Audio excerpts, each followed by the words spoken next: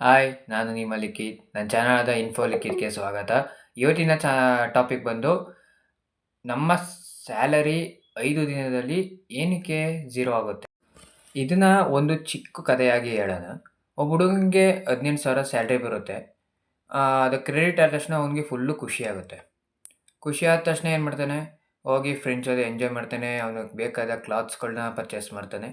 ಅವನದು starting beginning amount ಅಲ್ವಾ, ಅವನಿಗನ್ಸುತ್ತೆ ಈ ತಿಂಗಳು ಎಂಜಾಯ್ ಮಾಡೋದ, ಮುಂದಿನ ತಿಂಗಳಿಂದ ಸೇವ್ ಮಾಡ್ತಾ ಹೋಗೋದಾ ಅಂತ. ಫಸ್ಟು 3-4 ದಿನ ಒಂದು 3,000 ಫುಡ್ ಆಚೆಕಡೆ ತಿಂದಿದ್ದಕ್ಕೆ, ಒಂದು 2,000 ಕ್ಲಾತ್‌ಗೆ ಖರ್ಚಾಯಿತು. ಆವಾಗ ಅನಿಸ್ತು ಅವನಿಗೆ, ಇದು ಅಮೌಂಟ್ ಪರವಾಗಿಲ್ಲ, ಏನು ನನಗೇನು ರಿಸ್ಕ್ ಅನಿಸ್ತಾ ಇಲ್ಲ ಅಂತ. ಈಗ ನೆಕ್ಸ್ಟಿಂದ ಸ್ಟೆಪ್ ಸ್ಟಾರ್ಟ್ ಆಗುತ್ತೆ ಅವನಿಗೆ. ಒಂದು 5-10 ದಿನ ಮುಗಿಯುತ್ತೆ. ಆಗ ಬರುತ್ತೆ EMI ಮತ್ತು ರೆಂಟಿಗೆ ಖರ್ಚಾಗುತ್ತೆ. ಇವಾಗ ಇನ್ನೂ ಮಂತ್ ಎಂಡಿಂಗ್ ಆಗಿಲ್ಲ, amount zero packet.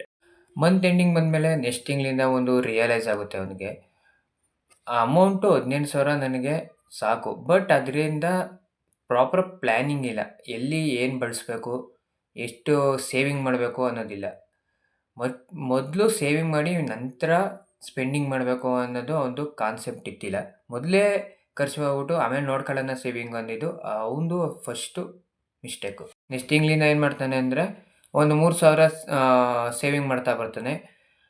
Extra outside ತಿನ್ನೋದು ಮತ್ತು ಫ್ರೆಂಡ್ಸ್ ಜೊತೆ ಮಾಡೋದು, ಅದನ್ನ ಲಿಮಿಟ್ ಮಾಡ್ತಾ ಬರ್ತಾನೆ. ಫುಲ್ ಕಂಟ್ರೋಲ್ ಮಾಡೋಕ್ಕಾಗಲ್ಲ, ಲಿಮಿಟ್ ಮಾಡ್ತಾ ಬರ್ತಾನೆ.